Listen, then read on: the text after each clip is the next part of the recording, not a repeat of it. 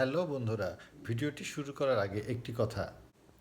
যে সকল সম্মানিত বন্ধুরা ভাবছেন শেয়ার বাজারে বিনিয়োগের কথা বা যারা ইতিমধ্যে আমাদের ক্যাপিটাল মার্কেটে আছেন, তাদের সকলকেই বলবো আমাদের এই চ্যানেলটি সাবস্ক্রাইব করতে। কেন করবেন এটি আপনারা ধীরে ধীরে বুঝতে পারবেন। এখন শুধু একটি কথাই বলবো, আপনারা পুঁজিবাজারে সকল খবরাখবর এই একটি চ্যানেলে খুব সহজে পেয়ে যাবেন। এখন আসি আজকের আলোচনায়। যার দাম কম, আয়ে ভালো এবং বছর শেষে ভালো ডিভিডেন্ড প্রদান করে। যেহেতু এখন আমরা একটি অস্থির সময় পার করছি, সবার মনে এখন একটিই প্রশ্ন, সামনের দিনগুলোতে কি হতে যাচ্ছে।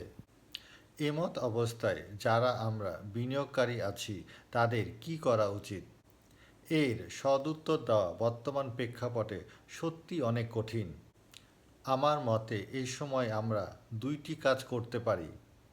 একটি হচ্ছে অবজারভেশন বর্তমান প্রেক্ষাপটের, আর অপরটি হচ্ছে আপনার পছন্দের শেয়ারটি যদি আপনার টার্গেট প্রাইসের অবস্থান করে, তাহলে আপনি উক্ত শেয়ারটি অল্প অল্প করে সংগ্রহ করতে পারেন। তারপরও এই বিষয়টি ম্যান টু ম্যান ভ্যারি করে।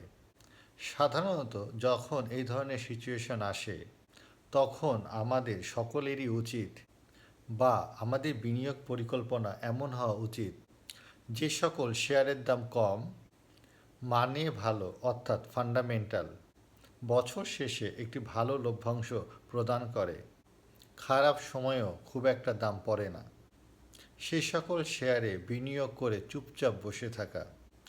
আজ আমার বিনিয়োগ এর পঞ্চম পর্বে এমন একটি শেয়ারের আলোচনা করব, যার দাম কম, আয়ে ভালো এবং বছর শেষে ভালো ডিভিডেন্ড প্রদান করে। তো বন্ধুরা, চলুন শুরু করা যাক আজকে আমার বিনিয়োগের পঞ্চম পর্ব। আমি সবসময় একটি কথা বলে থাকি যে আমার ভিডিও দেখে প্রভাবিত হয়ে কখনো কোনো শেয়ার বাই বা সেল করবেন না।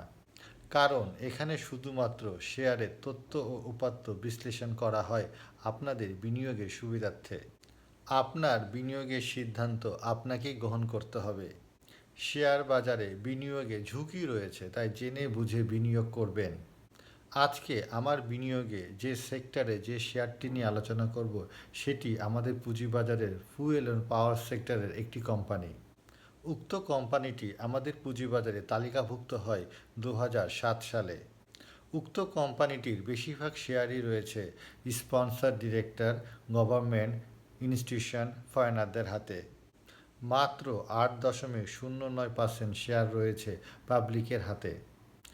এছাড়া উক্ত কোম্পানিটির কিন্তু এখন পর্যন্ত তিন প্রান্তিক মিলে আয় হয়েছে 26 টাকা 60 পয়সা এবং উক্ত প্রতিষ্ঠানের সম্পদ মূল্য বা নিট অ্যাসেট ভ্যালু রয়েছে পার শেয়ার 205 টাকা 49 পয়সা। এই থেকে বোঝা যাচ্ছে উক্ত কোম্পানিটি কতটা শক্তিশালী, যেখানে দেখুন বেশিরভাগ শেয়ারই কিন্তু ধরে রেখেছে স্পন্সর, গভর্নমেন্ট, ইনস্টিটিউশন এবং ফরেনাররা।